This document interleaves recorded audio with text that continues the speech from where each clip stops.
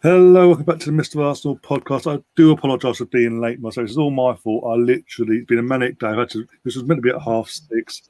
Now I have to change it to 8:30. Obviously running late because I was on another channel over on Andrew's, not Andrew, I'm confused now. Richard's channel. He's doing his own part 2 of his FA Cup special. He's doing obviously the FA Cup weekend just gone. That's overlapped, so that's why we're late. No one else's fault. It's all my fault. These guys have been absolutely fantastic and bared with me today. But yeah, well, Brighton have actually beat Man City, and Melvin's fallen asleep at boredom. Past your bedtime, Melv. All three at Arsenal as well. Get a Horlicks on, please, boys. But yeah, I mean, we've got a lot to go through as well tonight. There's been a lot of news in the last few days. Daniel Weck's been told what to stick it. He's a pauper, apparently, according to Skronkies. David Luiz and Woody want to piss off. That's fantastic, apparently. And we're apparently going in for Ryan Bertrand and Basuma and Grealish. And apparently Harry Kane's available now. One of our own. Bring him back to where he came from. We did it. He's technically one of our own. He's not only a fan, but he did come from our academy first. That's Sol Campbell Part 2. But yeah, as you can see, we are joined by Melvin and Andrew and James tonight. How are you all doing, guys? Yeah, fine, thanks. Very good, thank you, mate. Thanks for having me on. Thanks again for having me on. Yeah, likewise. Absolutely no problem. And yeah, as people were saying in the chat about Brighton winning 3-2, they were 2-0 down as well, weren't they? Brighton against City, they come back and won that. Fair play to them. But yeah, I mean, where do we want to start, guys? Let's start with the Daniel Weck Stan Kroenke situation. I mean, there's rumours going around just around early Saturday evening that the bid hadn't been made yet. Nothing was going to happen. Daniel Weck again come out publicly in his own Twitter account saying, no, in a statement, this ain't true. I've made the bid. This is what the bid was. This is what why the bid included, like the fans, inclusion, this, that, and the other. And I put it to Josh Kroenke and his lawyers. They came back and said, we don't need your money. And he said, I respectively have to accept their decision, but the offer was still on the table. But so if they ever change their mind, I'm still here. They want to sell for this price. And then we're hearing rumours that Stan Kroenke will only sell for $2 billion if he is going to sell. I mean, is this at an end, or are we going to just be here from this time next year saying the same thing? Or is that a potential owner buying a club and Kroenke saying, no, I won't sell unless it's this price? Whilst in the meantime, we're taking an absolute nosedive towards relegation and championship level. I'm going to start with you, James. Yeah, he was never going to accept the first offer. Let's be honest. You know, if it was so easy to get him out just like that, then all of us would have kicked ourselves and gone, Christ, why didn't we do more years ago? So it's definitely gonna stretch out. You know, I've always said that anything under 2 billion is never going to get it, and the figure that there's always been touted has been 2.2. So I think if he offered anywhere between that 2.2 to 2.5 billion, he probably would accept it. But then again, this is a guy that doesn't care really where we finish, or I doubt that he even cares when we play. He's just happy that he's got Arsenal as a portfolio piece, really, part of his sporting portfolio for KSE. So yeah, I think it's going to roll over, but you never know. If you keep ramping the pressure up, you just never know. But yeah, I didn't think that he would accept the very first bid that ever went in. No chance whatsoever.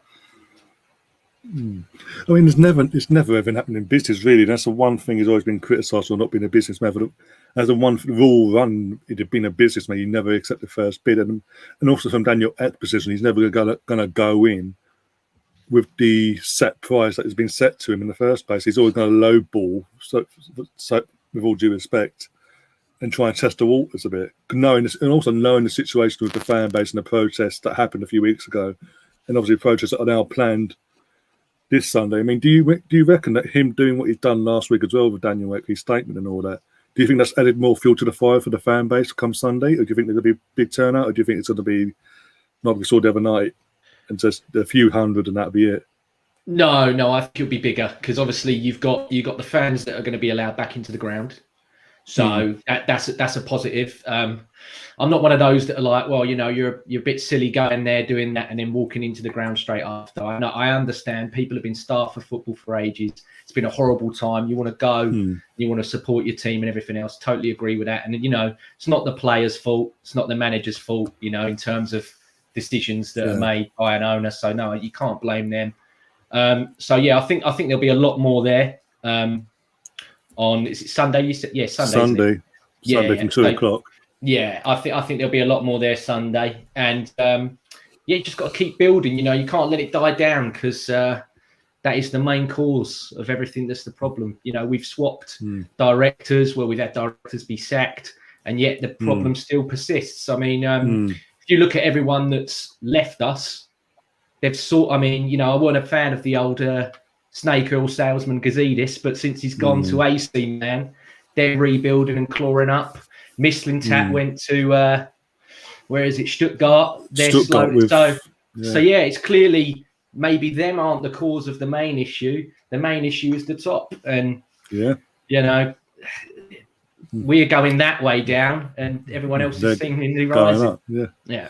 Well, yeah. I mean, I was saying the other day, with everything that's gone on with Arteta as well, the way the season's gone for him, it's no coincidence. Like the Kroenkes themselves they inherited things. They've been through 3 managers now, and things have declined. And what's the one consistent out of everything is them. The whole the mannerism, and how they put themselves across. I mean, in the fan forum the other week, you could tell. I listened to it back when it went out of 24 hours later, and you could tell Vinay and Josh didn't want to be there by the tone of their voice. And it's like, again, it's them little things that like you're making yourself even more of a target within the fan base that we really don't want. We don't believe you.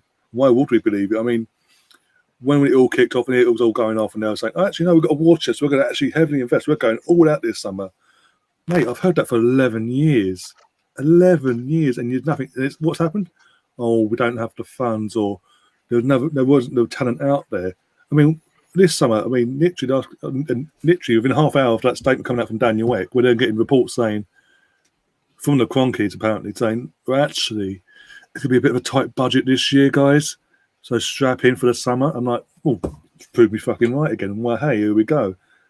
And then they bring it back. Also, at the same time, spend £65 on these new kits that are meant to be a homage to our 71 season, but actually look nothing like the 71 kit in any which way. The shorts are the wrong colour. It's the wrong shade of yellow as well. So there's the can's still the wrong fucking way round. I mean, Melvin, what are you making of all this nonsense? I will start. I mean, Stan, he's American, but how many languages does he speak? If he speaks, say, 3 or 4, which he might do, I don't think in his vocabulary he's got the word sell. I don't think he's got it. Sorry to be a pain. I don't think he's got the word in his. He can't do it. He will not do it. Whether you give him another 200 million or 300 million or 400 million, he's not. He doesn't give up. These guys don't sell stuff, even if it's. You give them more than they probably think it's worth, because to them, it's part of them. They own it. They don't give nothing away. And you've got to make a stupid offer. You've got to give something absolutely stupid. You've got to bid him 4 billion. But going, no, this guy's on drugs. I'll sell it to him. If you give another 200 million, it doesn't matter to him. It's marks on paper. It's not real money to him, if you know what I'm saying to you. This guy not only holds all the cards, he owns the table and the chairs you're sitting around when you're playing the game. So forget about what Ek does. It's irrelevant. Absolutely irrelevant. I'm saying so. I wish there was relevance. And also, slightly worrying, reading what the guy's worth, he's going to use up a hell of a lot of his money buying the club. So where's he going to buy players from? Of course, deep in debt. There was rumours. That's a slight worry. Yeah, there was rumours he was going to bring in more finances, like add to the consortium, to add more finance to the consortium going forward. So he's definitely got a backer. There's other people that are in it that we don't even know about. That's silent members of the consortium. Yeah. Hence why he was able to so quickly have the funds ready for the bid, the first bid anyway. Exactly. But you're talking about the Kroenkes with the money situation. Yeah, they've not been great with money, let's face it. But it's not the amount they've given; it's how we've spent it. and how we throw money away, the way we've given players away. We buy them stuff at Waitrose and we give it freely away at Tesco's. We're the worst selling club I've known. Yeah. Not only we're a very bad buying club, and so therefore it's not all. Yeah, it's his fault for hiring these people to make those big decisions. And he has. It's cost him. It may not cost him. It's cost the club a hell of a lot of money. If it was coming out of my pocket, if I was in his position, I wouldn't spend money on this team. Not the football. I'm talking about the team, the layers to buy me players. They're not good enough. When you talk about Gazidis going, he's doing this and that. He was crap when he was with us. Let's face it. Let's be honest. He made some shocking signings, absolutely shocking signings with stupid contracts. So I don't care how he does. Perhaps he's working with people next to him or above him that are teaching him what to do, because it can't be him. I ain't got the confidence in him. Sorry. No, and again, I totally agree. And as I was back, you said what I was going to say. Is he still has to take, even though it's not him per se, in terms of recruiting, he's funding it. He's given a wage to staff that are fucking him and his what he owns over, and he's allowed it to get this out of control over 11 years, or say 3 years since he's been full owner. He's allowed it to get to this position. He's not took control. He sent his son in to do something, which again, his son, with all due respect, has no idea football. Well, from their terms, soccer brain. They need to hire soccer men to head the club. I say soccer, obviously, for America, because they are American, they call it soccer. There's no confusion there. They need to hire that sort of someone that knows what they're doing. This is why I've been a huge advocate all season. Look, Vinay, he wants to be up to the Super League bollocks. I was saying, look, if he wants to be in the club or whatever, fantastic. He can be a silent member on the board, whatever. But when it all went off with the Super League and the way he behaved and the way he was forced the forefront of dragging us through the mud, I was like, no, okay, he can piss off. But I wanted David O'Leary to replace him in his current role, because David O'Leary he's an Arsenal man. The fans love him. He's our most appearance made player in the football league history for our club. And he's a football man. He knows what he'll know what he's doing now. Mark Overmars is leaving Ajax in a couple of weeks' time now. Go and get him to work alongside Edu and train Edu to be where he needs to be in a few years' time. Because Overmars knows Edu only knows the Brazilian market, South American market. Well, it looks of it. He just wants to tap into that. Whereas Overmars knows more the global, the European stage as well. He knows everything. Combine the two, we could attract so much more. We could tap into the untapped markets that haven't been tapped into yet before anyone else.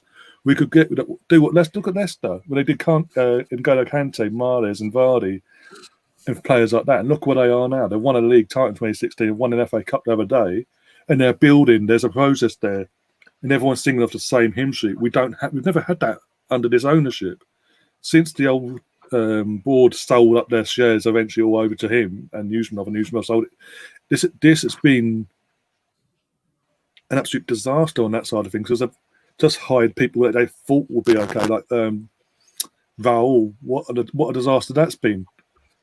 Look at the little black book, and no coincidence that the second he leaves the club, that we have we don't sign any more players connected to William's agent. I can't remember his name now. Kia Drabshan. Kia Delabda, yeah. Again, the second Val goes, Kia's out the window, goes quiet. He's out the window. He was literally the Arsenal PR man, Kia. He's not even hired by Arsenal. All summer last summer, Arsenal go buy this player, do this, and why? And all these players had a common link, him. And it was like that we're going down the wrong direction. And then someone else said it in another podcast the other day. The club itself don't know what they want to do. It's every 6 months we get, this is the way we're going. We're scrap the cap. What was it last summer? All the scouting system, we're binning it off. We're going to do it another way now, analytics or whatever. And now we're hearing in the last week or so that actually we're going to go back to scouting again. And look at the people you just binned off. And we had James on here a few weeks ago, and he said he spoke to one of them people that were binned off last summer that had just been given a brand new contract before literally 2 weeks before they'd been relieved of their duties, they've been given a new deal. But then you've scrapped them off saying you're going to go on, but you changed it again. So again, it's causing more confusion with the setup you have, because then that's not helping things. Select a blueprint, go with it for 18 months at least, and go from there. Stop this chop change, because you're confusing everything, and then the manager's going to take the fall for it because he's the forefront of the club, and it's not helping him either because he's going to get into players and getting a mix of players that don't fit the systems that were initially put in place. I mean, Andrew, obviously you haven't have your say yet on this, so you have your say, and Andrew? We'll go from there. Andrew Richard, You probably wish you hadn't said that now, but I mean, the biggest mistake is that exactly what you've just been saying. Really, is that he didn't hire someone in the mould of Luis Campos in the first place, and he made the mistake of hiring the wrong people, and then changing Mikel Arteta's job, so he's not focusing solely on coaching the team anymore. He's a manager and involved in everything, with no experience in any of it. So, I mean, what do you expect? So if you'd have hired someone like Luis Campos, then I think that all of the decisions would be the correct decisions, and he'll be able to handle everything behind the scenes and just leave Mikel Arteta to coach the team. So, I mean, if they'd have made those right hires in the first place, then we wouldn't be in this situation now, I would imagine. And when you go using Leicester as an example, Leicester were probably looking at us as an example 10 years ago about buying the right players and selling them at the right time. It just stopped, didn't it? You know, we were the team that everyone was trying to emulate when Wenger was there. I mean, look at the track record that he had of buying players at next to nothing. You know, we use the Conte example now of Leicester did and Mahrez, but we were doing that 15, 20 years ago. I mean, it's really infuriating why we're in this situation. Our owners could actually be not talked about. They could have actually be decent owners if they'd have made the right hires behind the scenes, because that is the key to everything, really. All the bad decisions we've made for all the recruitment we've done, everything that's gone wrong, is always been down to the people that are running the club here in London.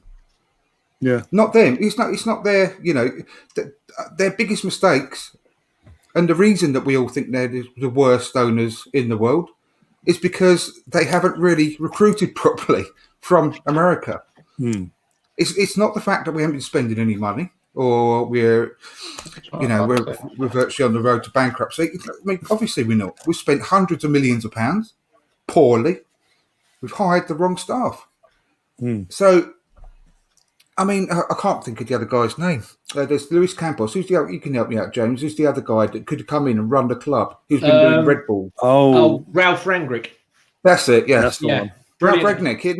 That's the another guy that I was. option. Yeah, he would have been. Oh, he'd be amazing because he does it I don't know, He does it on a shoestring as well. If you don't want to provide Yeah. him money, he'll do it. So he'll does do it Luis that way. Campos. Yeah. Have you heard that? Look, I mean, I did a blog a couple of weeks ago, and I put it out there again. I've spoken about it before. The Transfer Podcast did an hour-long episode interviewing Luis Campos. I don't know whether any of you guys have listened to that.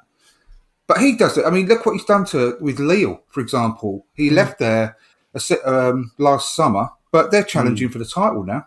He's actually created over £1 billion worth of transfer profit in all the clubs that he's been to. He was there when we bought Pepe. Half of that's on Pepe and Gabriel. Yeah. Yeah, exactly. And the other guy who went to Italy, the striker. Osimhen. Yeah, Osimhen. That's right. That's great right. player. Great player as well. Look at the money he generates, and then he leaves the club in a much better position in the table. I mean, everywhere he's been, he got Monaco to win the league. They got that lad at centre back as well. It's Sven Botman. He's like looked at being a 90 million centre back as well. I'm like, yeah, he's a great example. Yeah, a Dutch guy. Yeah, I know. And I mean, he was there at Monaco, and during all the time when they were turning over players as well. I mean, if you could have someone that's just making some really good decisions behind the scenes and looking after the transfer spending and doing it really, really wisely with he's got his own network of scouts. Not even just work for him, not the club. Where's he now, Andrew? He's unemployed at the moment. He still ain't got nowhere. He left Lille and he's not working. It's exactly what we need. Either him or Ralph Rangnick.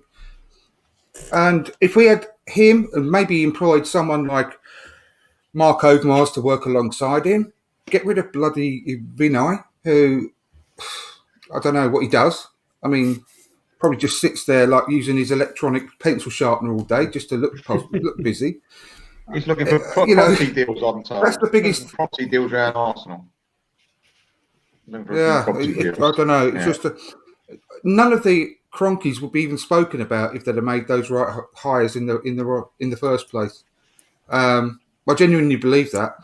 So that is their biggest mistake, is not being close enough to the running of the actual club, in my opinion. So that's where I stand on it. Yeah, I mean, you know what's quite funny? I'm going to put this to you. If Arteta, when he was going to be Arsenal manager, had he not played for Arsenal, he played for, say, Everton and then went to, say, I don't know, another team like some Midlands team. And then he went to Man City as number 2 to Pep, and we had him as our manager. What would you have said then? You'd have gone, what are we doing? A lot of it was to do with the heart getting out, Arteta, wasn't it? Let's face it. Yeah. That's all down to but that is linked to everything that I've just said, though, Melvin. Everything that I've just said. Because if we'd have got someone in place like a Rangnick or a Campos in the first place, would we have even hired Mikel Arteta a couple of years ago? Because this is it. This is it. It's This is the thing as well, is that as owners, they're constantly doing things on what ifs, and none of it's on an absolute. And what I mean by that is if you want to go as far back as we can to goalkeeping situation in the summer, and I won't get into that debate because that's been done and dusted, but Runarsson was recommended by the goalkeeping coach. Why is a goalkeeping coach giving transfer advice to senior people that are above him? And then you go on to the future now.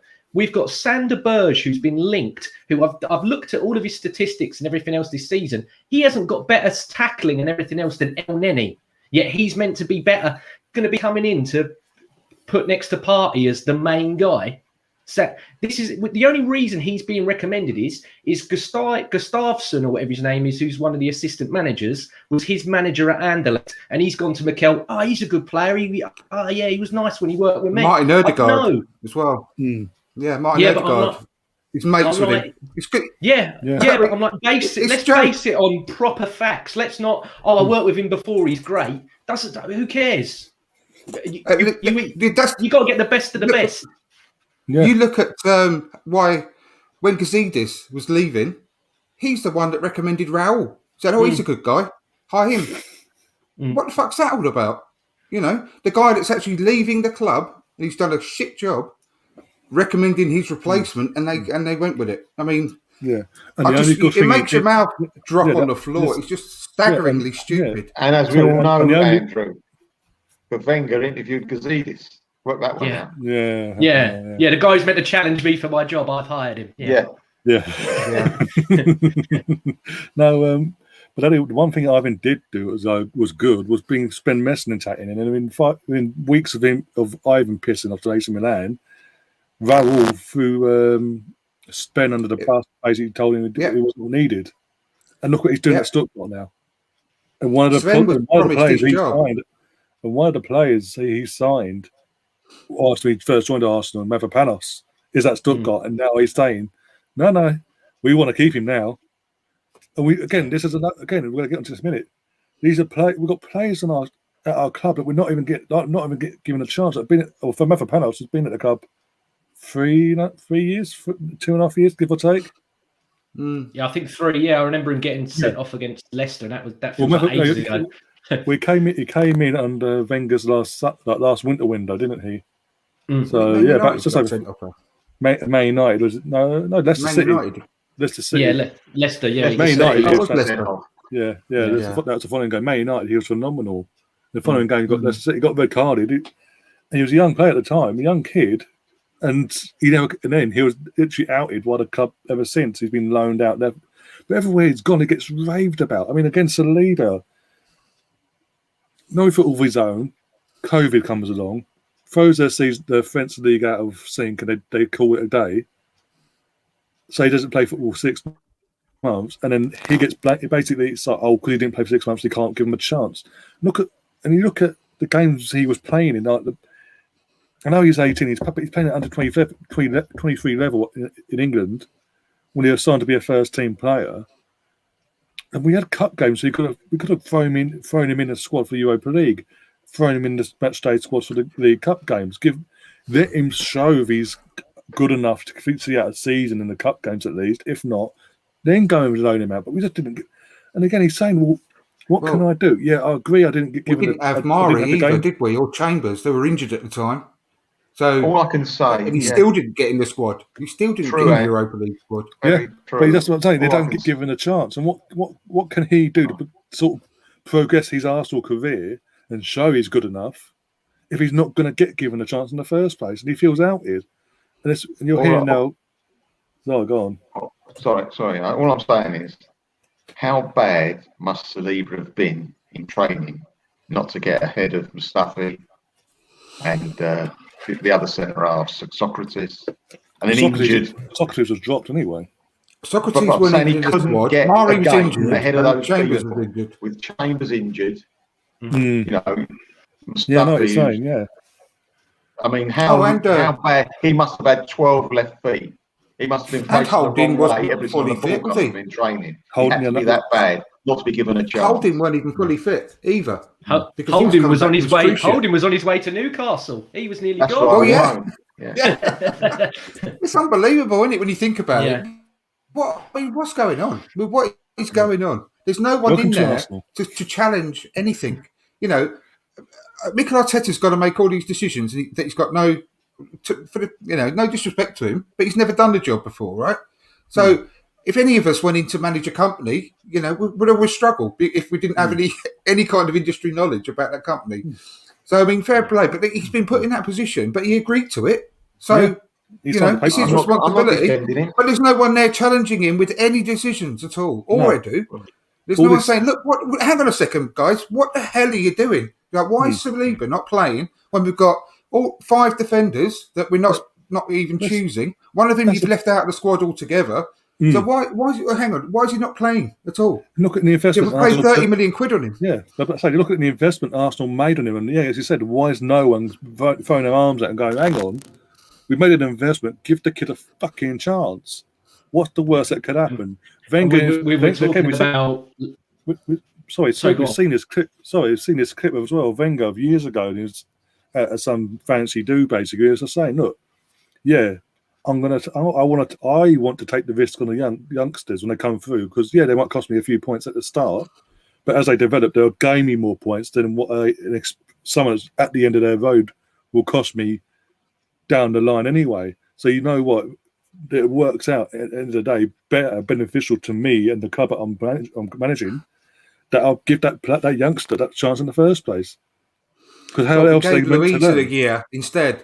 We gave Louise another year instead, right? For the whole season. He missed 12 games this season. Yeah, we tried to do it again this summer. And Saliba didn't play at all for the first half of the season, and then we sent him off on loan. And in that meantime, we had someone that's leaving the club now after his 1-year contract extension, and we could have had a whole year under his belt with William Saliba instead. But no, wasted that money, giving it to someone who is retiring and walking out the club now. Not retiring, but leaving the club. What I was going to say as well is that if you look at Leicester, we keep comparing them. They signed Fofana, and look how great he's turned out. Yeah. And he wasn't even the one that everyone was talking about. Saliba was the one, and they were saying this guy, even at his young age, helps Fofana through games. Like he is a leader next to him and guides him through. And it's ridiculous. Look what he tweeted when Saliba eventually left in January, like for Fafana. Thank God my mates got out of there, or something along those lines. There was something along them lines, You know. yeah. And he replied back, and even Guendouzi got involved in all that as well. I remember it all kicking know. off over time. It's, I could, as I said, Andrew, as you know, I was saying at the start of the season, at the very start, I could understand him not playing because everything that had gone on with the whole not playing football, to adding to the equation, he's lost his mum during this whole situation as well during the summer. So mentally, even Arteta said mentally he's not quite there, but we know why. We need to help. But then you've done that. You've done it to a certain extent. But then once you believed he was ready to play, you didn't play him. And what does that do to you knocking? Like, well, what am I not good enough? You keep him out of the limelight for a while, and I was exactly the same, wasn't I? At the beginning of the season, I was backing him up with regards to maybe he's not right mentally, and coming into a new country, the COVID epidemic, his mum losing his mum, all that sort of stuff is going to affect a young lad, and fair enough. And that's why I was saying we'll keep him in the reserves, out of the main limelight, just for a few weeks to see how he gets on, and then you can start introducing him into the cup games. You can bring him on for the last half hour of Premier League games to gently introduce him and do it that way. But the way that we handled it, I wouldn't be surprised. I mean, put yourself in his position and in his family's position of everything that kid's gone through the first part of the season, and the way that we handled that. And I had it on good authority, and I tweeted it at the time that we actually. It was complete balls up that we didn't. It wasn't just the fact that we couldn't find him a club and get it all done in time. We actually didn't register him in time either for the Europa League squad. And so if that's the case, I mean, the person that I heard that from, I ain't going to name him on here, but he's not the sort of person that just peddles in rubbish. You know, I can't get my breath about it. And if you were for him and his family, would you even want to come back to Arsenal after all that mess up? You know, you've been messed around and you've lost a good portion of your young career in gaining that experience. And you see one of your best mates ripping it up and winning the FA Cup with Leicester. It's just really poor.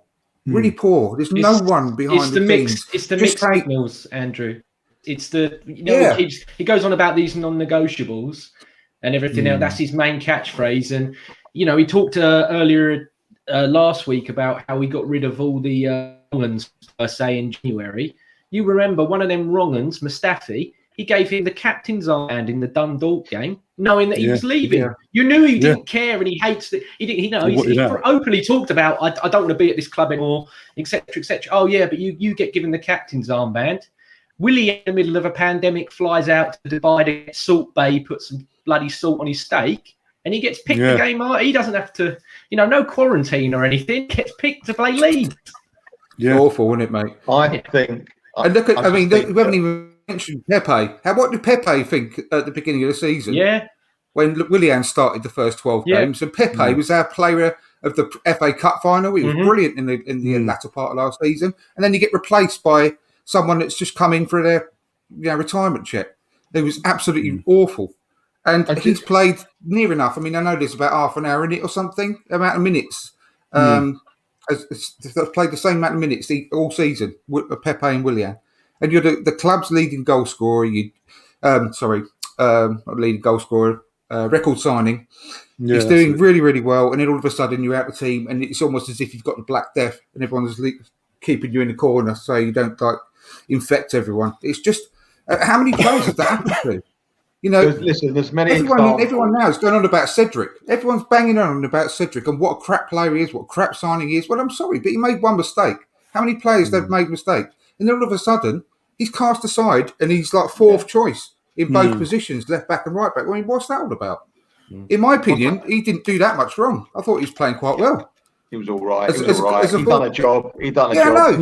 I'm not saying he's like a world-class player or anything. But he didn't really let us down. He made that one mistake in that one match, which was a really bad one.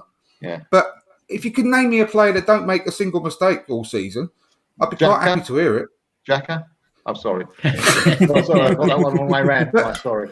No, just listen. Why I do think these players just get cast aside and then just like completely Because, forgotten about, like as if I'm they've gonna got the tell you, lurgy? I just think that Arteta's man management is as bad as I've seen on any manager that's ever managed the Arsenal. And I've seen a few managers for Arsenal. His man management for me is poor.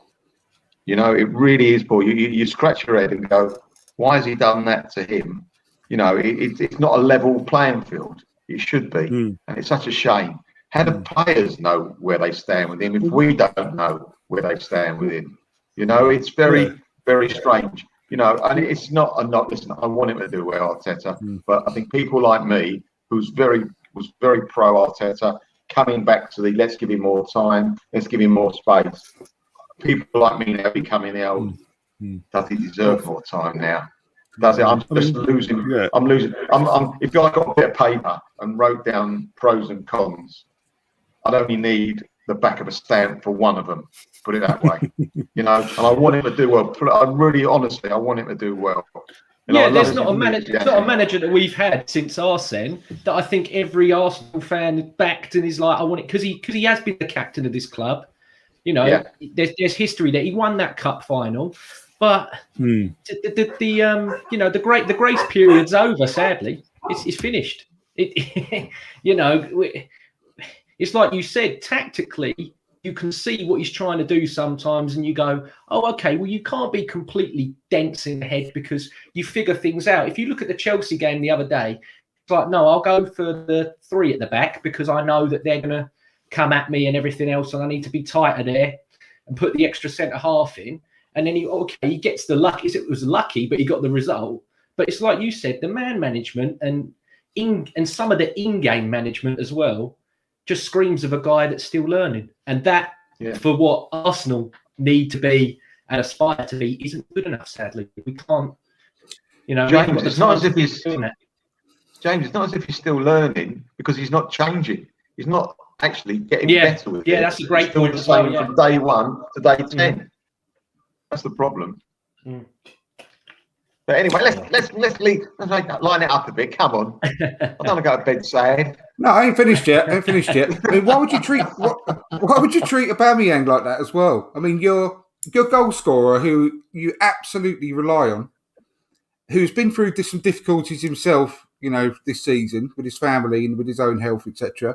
And then you just throw him under the bus about just because he was late to because he got stuck in traffic on the way to a match. Management, right? Andrew. It's all under the same umbrella. It's all. I know. It's just another example. It's another example. You've got to keep your players happy. I mean, again, going into any kind of job and you're a team manager, you need to have a happy team. Otherwise, they ain't going to want to work for you, are they? I mean, I don't like. Is clearly something more. There's something more between him and Aubameyang. There's more than what we know. Because that the other day at Chelsea, I mean, he didn't even. I don't think he even shaked any of the others' hands, but it was like Arteta just bypassed him. I know he was angry, but there was more than that. It just looked. There's something that we even know about more so with them two than what's been leaked, I think. I mean, we haven't even got into the game management as well. I mean, how he actually manages a game, and the fact that he took him off when we were desperate for a goal in the biggest game in the club's recent history, in the semi-final. You take your main goal scorer off, and then you realise that we need a goal, so you bring on Nketiah with 1 minute to go. Like, I just thought, does that need any more speed? Well, it's just absolutely bizarre. What a stupid thing. That's just one example, isn't it? Yeah, of very important. I've probably asked this question to you, Andrew, before, but I'll ask it to James now the season's nearly at its end. Have you ever, James, picked the correct Arsenal 11 lineup? Well, I used to try and predict them on Twitter before each game, and I stopped because I can't do it anymore. That's right, exactly. I gave up. Yeah, I gave up. Just can't get it. Just no. You throw a couple of Googlers in there. You think, where did that come from? Yeah. Tomorrow, I've got tomorrow what I think is going to be in my head, but what it'll be completely different. It'll be nowhere near. No. And you've got to. I mean, you can tinker with the forward line more. You can tinker even with the midfield a bit more. But what you shouldn't do is tinker with the back four. Yeah. And the two centre the halves. fact that we cannot ever have a stable back four is just ridiculous, because they need to work together more than anyone else on the pitch. And I just do not understand why you would keep chopping and changing the central defensive pairing, the fullbacks all the time, every single game. It's just a basic of football. It doesn't mean that you're clever and you're outwitting people by changing the back four. I mean, it's a defence. They're there to defend the goal. You're not going to be. If you tinker with the front three, for example, that is throwing the opposition manager a little bit, because you don't know which players to assign who your defenders to, maybe. But the back four should be a solid unit at all times. And it doesn't show you that you're a really clever manager who's out trying to out tactic your opposition. It just shows you that you're a bit naive, to be honest with you. I think it's a bit stupid rather than being clever. Football is all Completely about opposite. consistency, Andrew. It's about consistency, the way you play the game, the formation you play, and the players you play. And we've got none of that. Every game is chop and change players, tactics, players in different positions. It's just a mishmash. And the great teams of the past, normally the same 8 or 9 play every week. And they only change normally with tiredness or an injury. And we just can't do that. I don't have it up in the air and see where they land. I don't have it to hand at the moment. Melvin. But I think I read it a couple of weeks back that everyone that was in the top 4 at the time, their centre backs had played 30 plus games together that year. So far this year, I think it was 31 or something games they've all played together. But that's just centre backs. That weren't even full backs as well. Yeah, it wasn't nowhere near that, is it? No. Ours is nowhere near that. Yeah.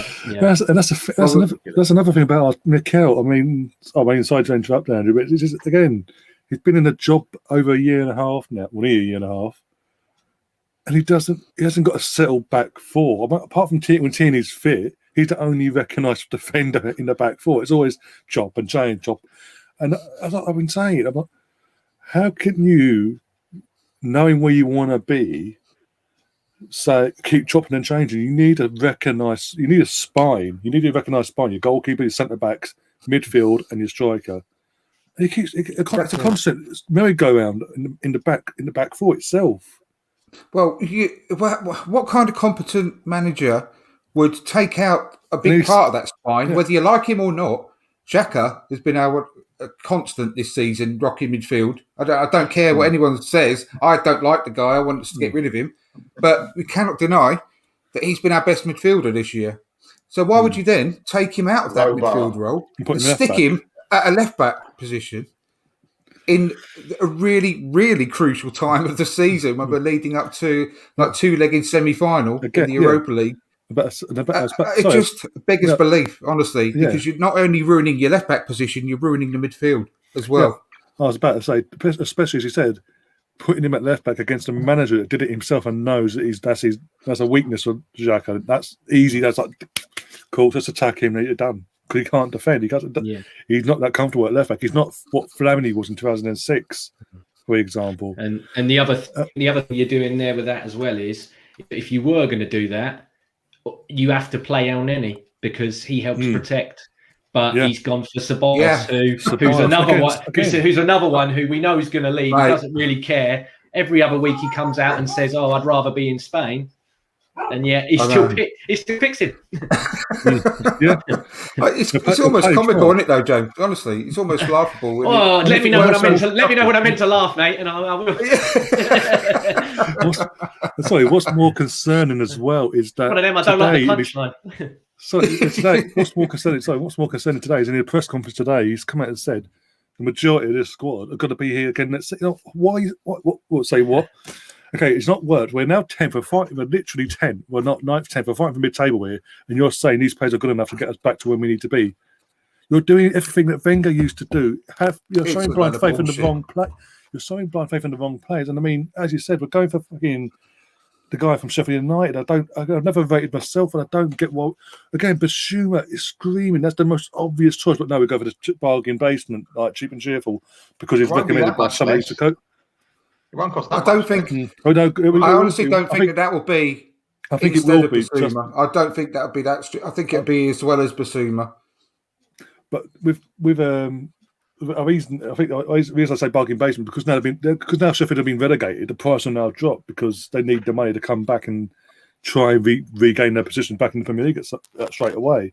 So that again, we've been linked with Max Aarons. I think that's going to be the price for him will be more expensive now because they're back in the Premier League and he's had that Premier League experience in the first place. And he just does it. Just go for it again. We're linked with players that we don't need to be linked with either. It's just look, we need to sort out certain areas, address them first. Get your first team players in first. This was what I was saying last summer. You always in any transfer window, you sort your first team out. Once you get your first players you want for your first 11, first team sorted, great. Then you work on what you need as squad players, the ones that will come in and do a job. Like Ryan Bertrand, I can get that because he's Premier League proven.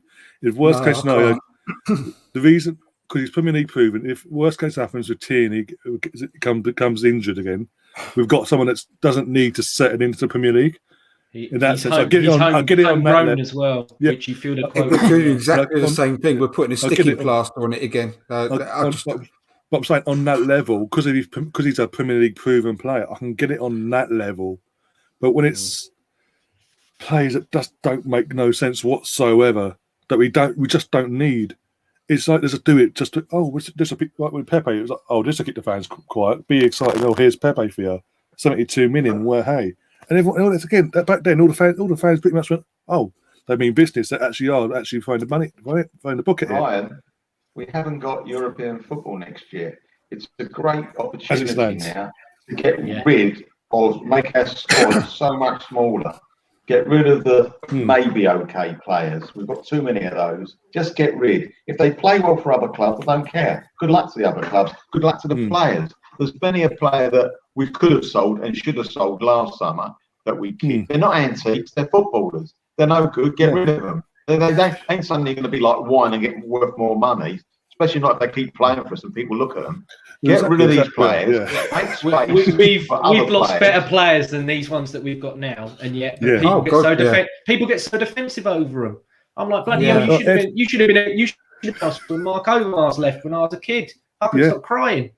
I know. Mark Overmars, Emmanuel Petit. I mean, when the straight after the Invincible season, what was it? Martin Keown, Ray Pardo, Kanu, big players, big personalities that made a big contribution to not just that Invincible season, but that period of dominance that we had for that 3-4 year period, just gone like that, and they weren't replaced. I mean, Vieira the following year, Henry a couple of years later, then you got the Lundbergs and wanting to leave because everything that was around him suddenly gone, and they get replaced by crap. And he actually basically come out and said it. The reason I joined West Ham because everyone around me that was positive and then we were going for titles and competing, they left and it was replaced by crap. They weren't the same level. I went through it in 1971 when we won the double. This is it. This is easy. Every year we're going to win the league here and win the cup. He split the team up, 30 minutes. Split them all up.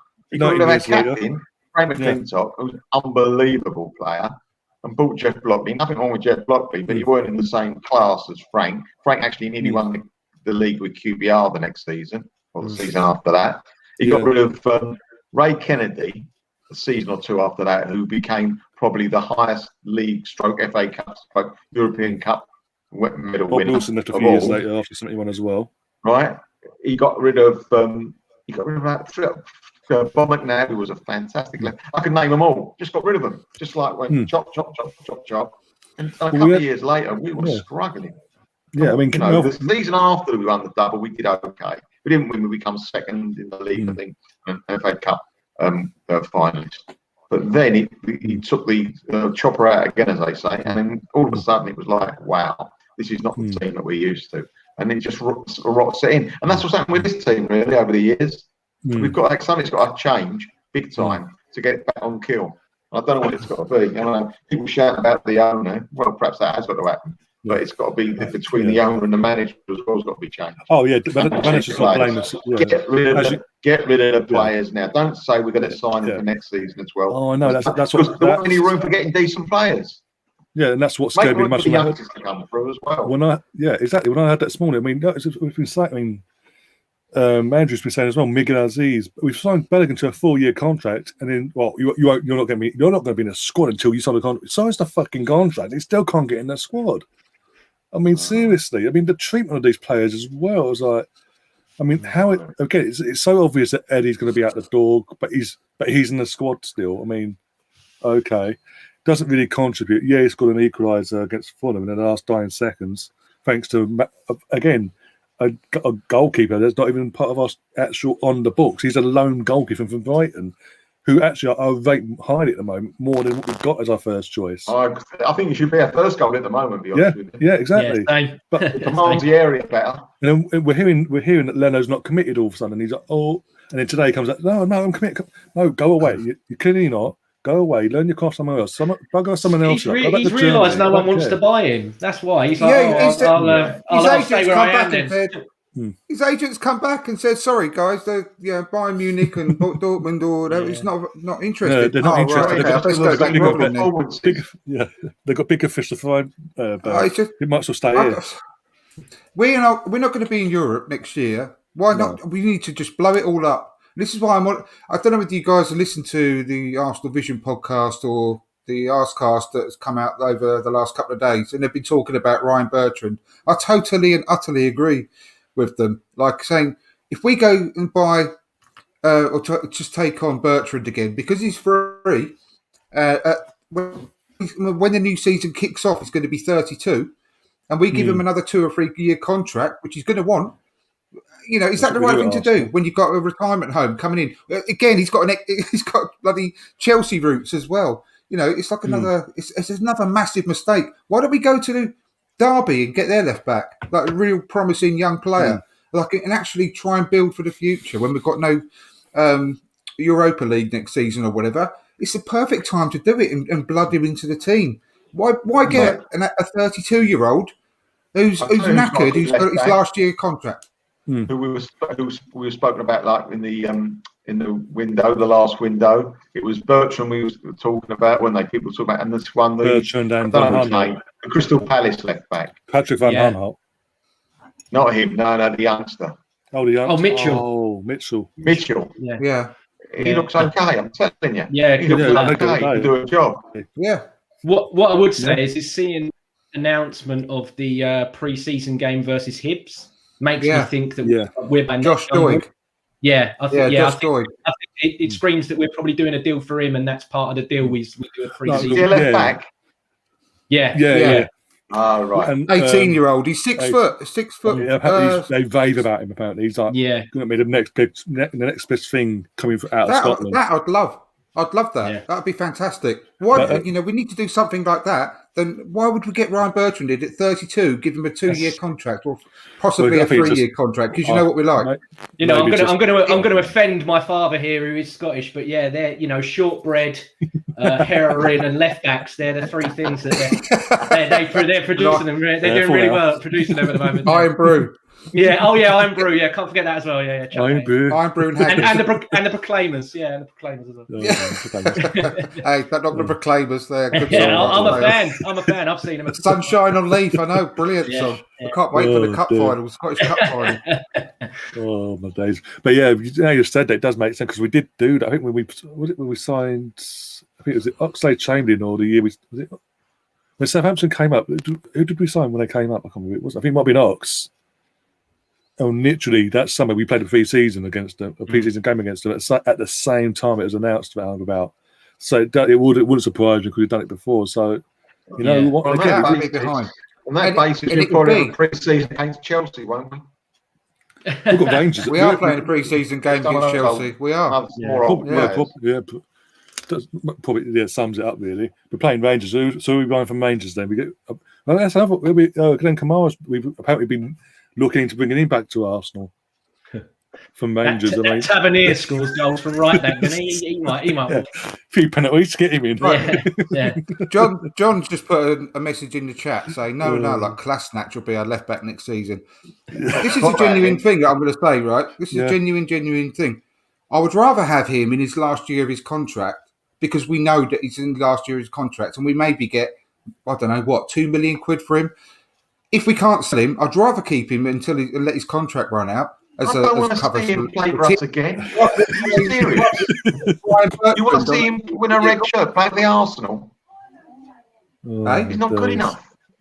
I know he's not good enough, but no, I'd rather have that as a left back Hi, James. substitute than getting Ryan Bertrand on a 3-year fucking contract. I'd rather have a goalie Ryan play at left back. So would I, mate. I just don't want us to sign. I don't want us to sign Ryan Bertrand. That's what I'm saying. It'll be the wrong backward step. Honestly. With that, James has got to go. Yeah, I've got to shoot off. Pleasure, though. Thank you, guys. I promise you, I'll come back and we'll talk longer. I promise. Yeah, no worries. Thank you, guys. James, where can people find you, mate? James, LL Cool James 91 on Twitter, and then James Johnston Football on YouTube. I'll probably make a video. I don't know. I haven't done one for nearly 4 or 3 months because I can't be bothered. And then Purely Arsenal. when we can all be bothered, we might come back as well. They come together. Yeah. Go and find it on Spotify. Take care, guys. Thanks so much. No worries. Cheers, James. And then there was 3 of us. But then we move on to tomorrow's game, the penultimate game of the season. Fans are back in, so Palace will have fans in. How do we go against home? I can't remember. What? Say again? How do we go against Palace at home? 0-0. I don't remember. Yeah, it was a dull 0-0 game. We did the watch on. We just sat there and talk about other crap. It was that bad. Back in January. Don't do that. When you're in pain, you forget about pain, don't you? Sometimes. Yeah, literally. It was right at the end of January. I think it was game before Man United in January. And literally, we've done a watch long, and we think, Palace, the form they're in, we've turned a corner. We'll win. It's at home as well. And it was the worst game I've ever watched this season. That's saying something. Something must have happened, surely. Did we have a goal disallowed or something? For what? I can't remember now. I actually can't remember. No, we didn't. It was in that really, really terrible period, wasn't it, when we were absolutely shocking? It was just going back into it because it was in January. It was just before going back into that. Yeah, because we were just in a rich line of form where we were winning games and getting over the line somewhat one or the other, even in the cups. And just before the Southampton game as well. So literally, we played it as a 0-0, and then we get into Man United game a few days later, and then obviously the FA Cup games on that weekend, and then everything just fell apart again. And we went to Wolves, played a great first half, penalty got given, it all fell apart from there. The whole season. I remember doing the watch along with you. Yeah, I don't know if you were on it, Andrew. I can't remember. I think you were watching on Wolves, right? Do you remember? It wasn't either of you two, or me, obviously. Somebody said, this is the best we've played from the first half. As he said it, the other team scored. And it was a best performance. Yeah. It was. We were brilliant. Fantastic performance. We looked terrific. We should have been 2 or 3 up. I think Joel said it. I think it was Joel. I think you might be right, yeah. Joel or other Ryan that said it. And literally, as they were saying it, I think it was Ryan actually. He was saying, actually, you know what, guys? It's been actually really good football. And then Joel something up. Yeah, it's been absolutely best half we've seen. Best half we played, best football we've seen. And then literally 2 seconds later, bang, penalty. Oh, for fuck's sake. It could have been any of it. I mean, it could have been me that said it because it was brilliant football. It wasn't you. I know, it was a really good game. And Andrew, we all jumped in at half time, like, because we all agreed. We were like, yeah, how does it literally 1-1? How the hell have they got a penalty and got back into this game? Because we, going over at half time, we were like, we've absolutely dominated them away from home. I'm warning you, this is Wolves, new Wolves that have come up and given us a test over the last few years, and we've gone there and we've absolutely dominated them. We've made them look like a team that's Saka missed an open goal, didn't he? Fighting for survival, yeah. 0-0, he missed an open goal in the first minute and a half, I think it was. Yeah. Then he had another chance, and then eventually, I think it was Pepe scored in the end.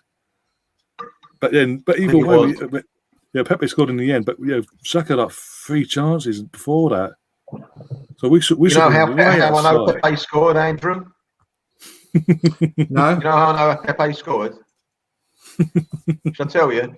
Go on. He got because you dropped said he the was next shit game. just before. No, You said he was He shit. got dropped the next game. That's why he scored. Oh, No, right, that's okay. true. He scored. I thought it's normally because you say he's absolutely shit and he should never be on the pitch, and he suddenly puts one into the top postage I stamp don't or think something. I him. Yeah, you know, I'm quite even-handed with him. I say if he does well, I'll say he does poorly. Yeah, right. But yeah, going back to I was saying tomorrow night we're trying to brighten things up here and sort of look forward to the last two shitty games of the season. For fuck's sake, they have nothing to fight for, pretty much. If we're being brutally honest, but as I said, they're going to have their Palace. It's Palace at home. It's Roy Hodgson's last game. They've announced it today, as in last home game. So there's fans there as well. So they're going to want to make a bit of a party out of it. And as you say, typical. It's just announce it the game 24 hours before you play us. Yeah, why not? Because you know what's going to happen now. They're going to turn up, put on a show. Benteke's going to score a hat trick. Zaha's going to fucking tear us in from him. Apparently, They just know played it's well going to happen. yesterday. I watched them. Yeah, I watched them Yesterday? against Sunday Yeah. against Villa. That's it. Yeah, didn't play And- too bad. To be honest, I had that game on. The second half, they actually took, because the first half it was end to end. Second half they took hold of the game, and it was literally they deserved to win it because they had the entire game basically on by their fingertips. It was Yeah. theirs to lose, and that's because of how they were playing. Villa actually went and Can I just sat back. blow my own trumpet as well? Everyone's jumping on the back of that Eze now. Yeah, I've seen that as well. Do you Yeah, remember me having a yeah. show back last in- summer Yeah, when he was at QPR saying we should get him? He was available for 12 million quid. Just wanted to say that because again, yeah, and someone we should have got. Yeah, and with the news today about Roy Hodgson obviously stepping down, there's also news that we are now going to make a bid for Eze apparently. So if Yeah, it's it'd true, probably if be it's true, 30 odd million. and £1. I know. But yeah, I Anyway. mean, are we actually? If all jokes aside, are we actually looking forward to this game tomorrow? With now the news of knowing what's coming our way, they're going to want to be in a party atmosphere themselves, the fans, and it's going to be always last home game in charge and things like that. I only want to see this game used, which he won't, to give blood a couple of youngsters. That's all I want him to do. They'll be saying it for Mate, Melvin. We've been saying it for weeks. He should do that. yeah, They won't do true, it. true. I just I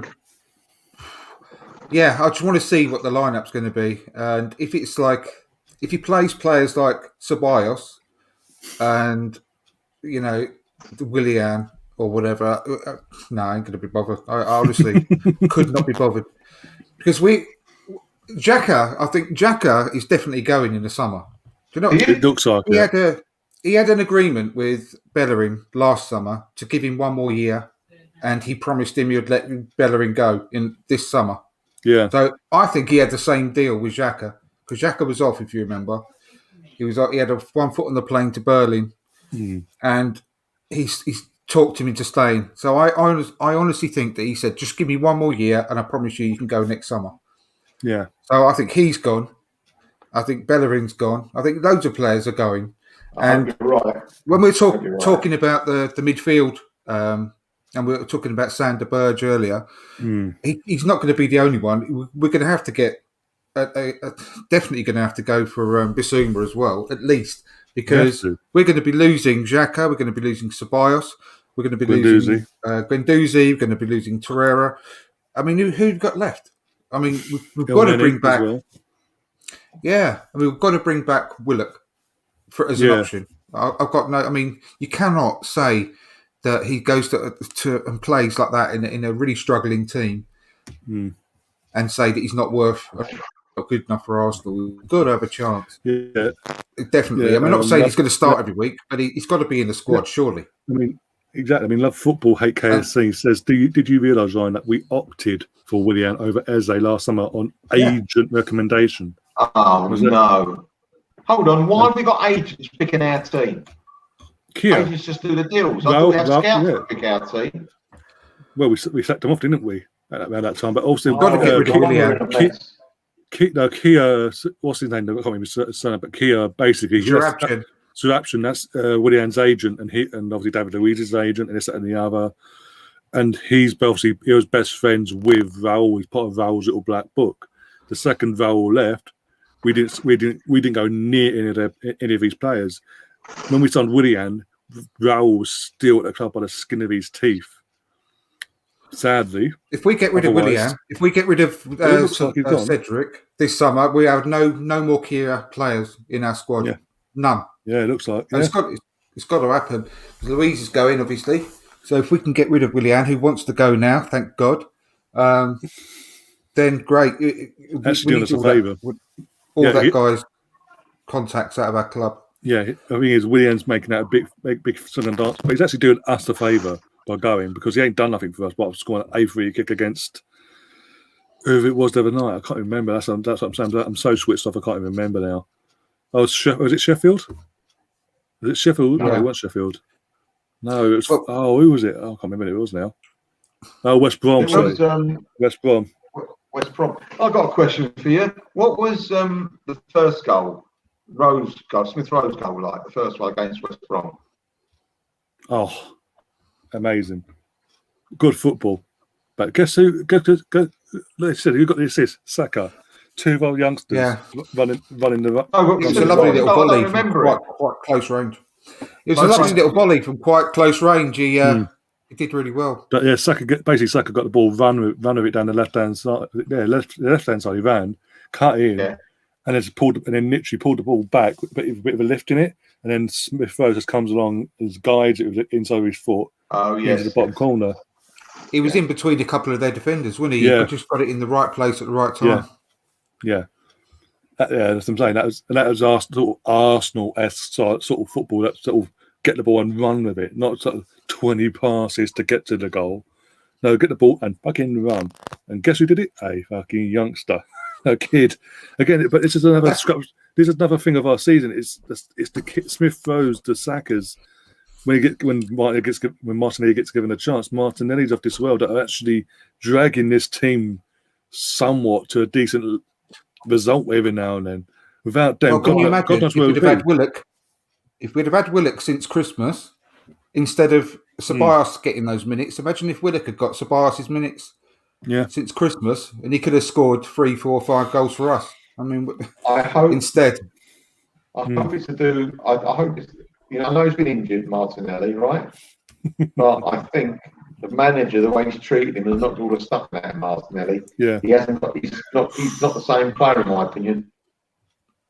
I hope he becomes it again, but he is not the same player. He's not buzzing like he used to. He can't even shoot now. He can't get one on target. To be honest with you, you have a look at since he's come back. His timing's all wrong with the shooting. Look what's happened to Thomas Partey. Yeah. Broken him completely. He's like a busted flush. Yeah, literally. I get it. Again, we've spoke about it all throughout the season to Melvin and Andrew. We've been saying the last half of the season that the reason he's in this, the reason we're seeing what we're seeing with Partey is because he's been mismanaged. When he was injured, when we were told after the Wolves game at home that Partey, look, the injury is not as good, it's badder than worse than what we thought it was. He's going to be out till mid-January. Fast forward 7 days, we're seeing him in an North London derby first starting 11 on one leg. He's been so mismanaged, it's unreal. It's affected him again, confidence-wise, it's actually massively affected him. And Pete in the chat, I mean, come on, just subscribe to the channel. You've been here enough now. I told you, I've been telling you all week he's going to go. He's now confirmed he's going. Deal with it. And you know what? As I said at the start of the stream, you're going to see it. I did say it. Come back to where he started. He's from our academy. He's one of our own. Why not? He'd actually improve us. That's the irony behind it. They need to sell him to pay for that toilet bowl, the Armitage Shanks Arena. And also, because of the results that are going on tonight, mathematically Tottenham can't get Champions League football now. So that's the reason he's going, because he wants to go somewhere where you can constantly not just get Champions League football, can compete. And you know what? Part of a rebuild. Can you stay in the UK? You think you stay in the UK? Can if he goes? He'll go to Manchester. I think if he wants to chase if he wants to chase Alan Shearer's record, he'll stay in the UK. If he's not bothered about Shearer's record, he'll probably go PSG with Poch. You know why he should stay in the UK? because he gets better protection from the press and the referees over him. Yeah, that's true.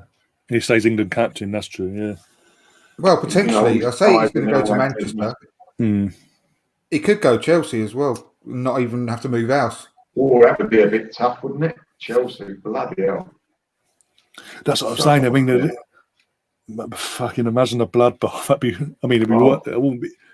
I don't know what would be worse coming to Arsenal or going to Chelsea. I think Arsenal would be slightly worse because we of. can't afford it. Forget about that. We can't afford it. We've got other areas to worry about. Oh, I know. I'm just joking. I'm joking because obviously he's a Tottenham fan in the chat, so I'm just trying to poke the bear a bit there. Oh dear, but it is what it is. 140. I think that's what would be stuck. I think that's what. Yeah. I think it's 140. It's been stuck in his head by Levy. Oh, right. I think so. Yeah. But the thing is, they'll get that money. They'll get it all. They'll get a bit of cut down because of COVID, a cut down price. I think they'll accept something around 100 million for him. But 18, 19, I'd say, yeah. Because of how long left on his contract. Yeah. If it's to a City, they'll get the full price. If it's to Chelsea or Man United, they'll get a cut. They'll send it a cut down price. Oh dear, but it is what it is. We'll go back to the Arsenal. I mean, score predictions for the game, guys, and also what would be your 11s for tomorrow as well? I give up with the 11. I give up, boys. I give up. Honestly, I've got no idea. I'm not going to try and predict the 11, but No. I know I'll give you a rough idea about what would be your 11 for tomorrow, basically. Make it more fun. I'd have Right. Matty Ryan in goal. Correct. Left back, I'd obviously have Tierney at left back. Right back, I would probably go for. I'll probably go for Chambers at right back, and then Holding and Gabriel probably central defenders. Because what's the point in playing Cedric or Bellerin at right back? It ain't going to be next season probably. Cedric going. I would think so. Honestly, he's fourth choice, mate, at the moment. Fourth choice. Yeah, if Arteta staying, I think he'll go. If Arteta leaves, he might stay because he might give a first. Someone comes and gives him a chance. Right wing back. He played Saka there, so that makes him fourth choice right back. His actual position. The other game. So if we can get rid of him, then he'll go. We've only got two recognised fullbacks, and he can't get in the top four. No, he plays Saka ahead of him, and Saka's never played right wing back before. And Chambers ain't a fullback either. No, not really. No, it's signed for us. Exactly. So, would you stay if you were him? We could use him as leverage to as a part exchange to buy another right back potentially. Potentially. But anyway, so that's the back four. Then midfield, I'll probably go. I mean, I'd love to see Partey and Aziz in midfield, but ain't gonna. But this is my choice anyway. So Partey and Aziz in midfield. And then I'd have Martinelli, Saka, Smith Rowe as the behind Balogun as a striker. Yeah. And what's your score? What your score prediction as well? We'll probably lose 2-1 because they're going to be trying to do everything they can. Last home game that Roy Hodgson's playing, they're playing fairly well. We're not going to be really particularly bothered about it. I think they'll probably get a dodgy penalty. And who Zaha will always raise his game against us and do something. So now, seriously, I can't ever really back against Arsenal. I mean, I can't see us being a really 2-1 or 1-1. Take your pick out of those two. 2-1 to Arsenal or 1-1. But I'll be surprised if we lose 2-1, if I'm honest. Melvin, what about yourself? Very similar to Andrew. So Ryan in goal. I will have Cedric right back, so I'm not sure about him leaving. I'll have two Brazilians at centre back with Tierney. I'll have exactly the same midfield as Andrew. Yeah. And the same four up front. Two Brazilian defenders, Yeah, Mari and And Gabriel. He ain't Brazilian. He's Spanish. He's Spanish, but you played in Brazil. I know what you meant. Yeah. Oh, sorry. Yeah. Oh, sorry. Then. Yeah. Sorry. Right. Mari and Gabriel then. Yeah. That's what we might see. And I think if we have that team, picked by Melvin Marks, coached by Melvin Marks, we win 2-0.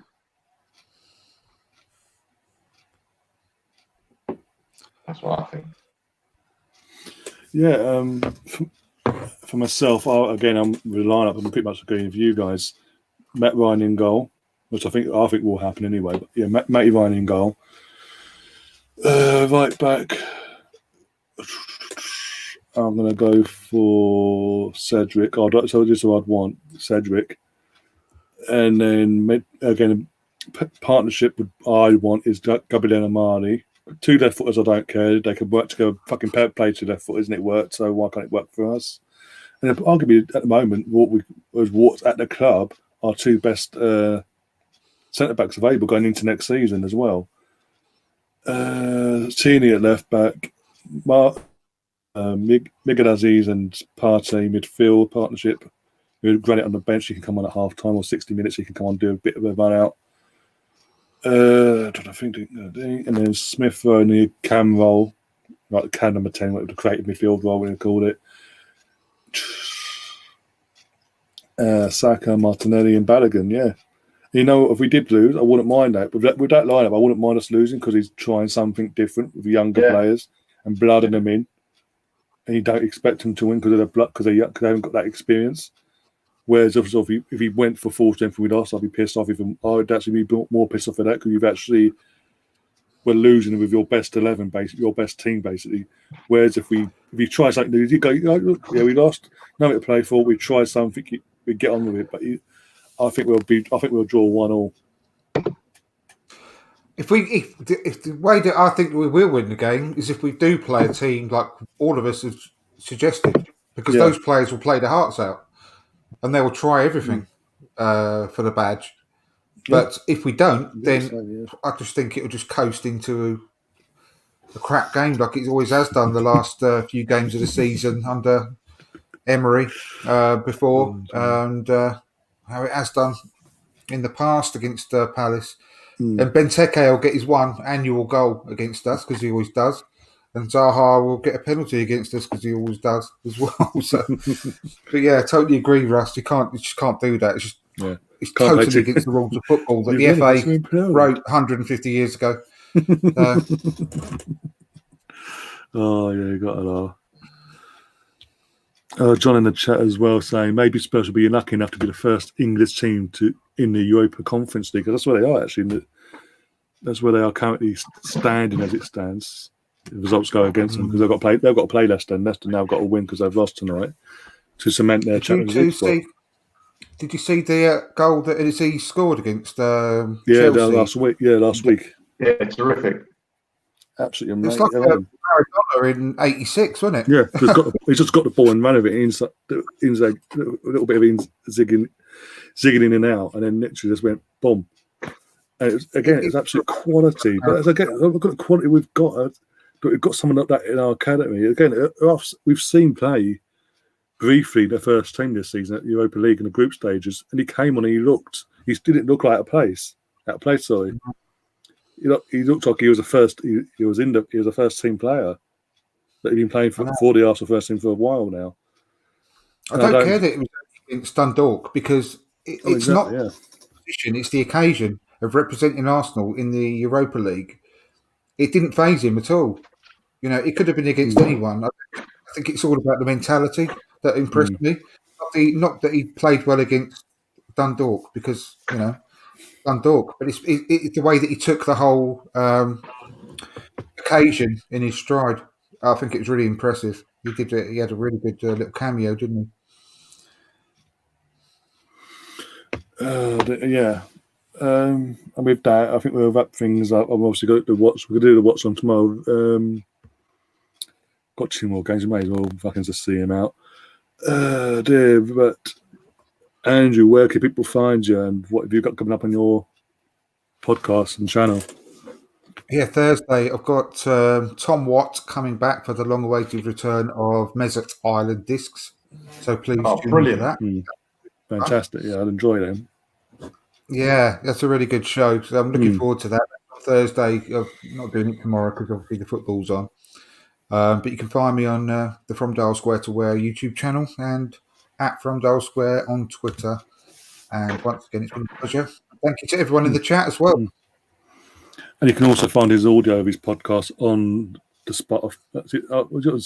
Apple, Google. Yeah, it's on the major ones. Yeah, Apple Yeah. Podcasts, Spotify, Google, you name it, it's on them. Yeah, Thank you.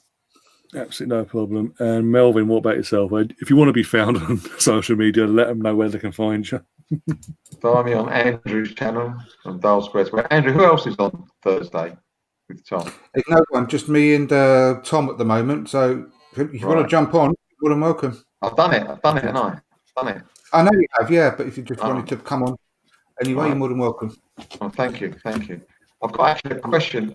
I'll speak to you later about something. I can't do it on live. Right, lovely. Find me on obviously Ryan's channel. He invites me on the whole time, which is brilliant, and also on Richard's channel over and over again. So thanks again. Got something off our chest tonight, a few things, and look forward to tomorrow night. I think. Actually, we've got a Sky man coming around tomorrow. The Sky's not working at the moment. That bit of easy where you can't come on do a little bit of magic. Otherwise, I've got to watch it on the computer. But we'll see. Oh, dear. You've got an engineer coming down to work on your dungeon, really, to everyone. We'll just say it's Sky, yeah. I've got a bit of a Sky. problem with the dungeon. I've got a bit of a problem. I don't know if you can help me. There's no den, so I'm a bit worried. Oh, the VIP lounge's been flooded or something. That's the problem. I wish it was. The peasants are complaining. Oh dear They're God. revolting. But yeah, I mean, guys, again, thanks, a massive thanks to Andrew, James, and Melvin tonight. I mean, especially the patience they've had for me today because I've been all over the place. There's meant to be on a few hours ago, but things came up, so I had to move things about. Then I was late myself. They're spot on time. I know that for a fact, and I'm literally all over the place. Like, oh, yeah, but it is what it is. I massively appreciate your guys' time, and yeah, as you said, we've got a lot of things off our chest. We can actually look forward to the game somewhat tomorrow, which we will be back for tomorrow. What time's kickoff actually? Is that around 8 o'clock, isn't it? So it's 7 or 8, one of the two. I'll just have a look quickly. You do the Yeah, I'll do the watch along. Yeah, if you want to come on, let me know and I'll send you the link. Yeah, 7 p.m. kickoff. Yeah. On BT. Yeah, that's cool. Yeah, so we'll be back for that. With obviously Andrew. You'll Melvin. need it's going to be shit, so we'll just talk about a load of crap. So Yeah, might as well. Yeah. Why isn't McGinnis playing? Where's Balogun? Where's this? Where's that? Our club. Some more sponsorship opportunities. Yeah, true. That's another point.